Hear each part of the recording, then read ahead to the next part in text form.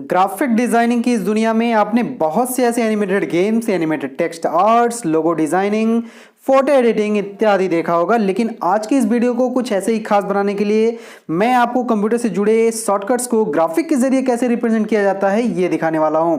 तो चलिए बिना समय गंवाए वीडियो को स्टार्ट करते हैं।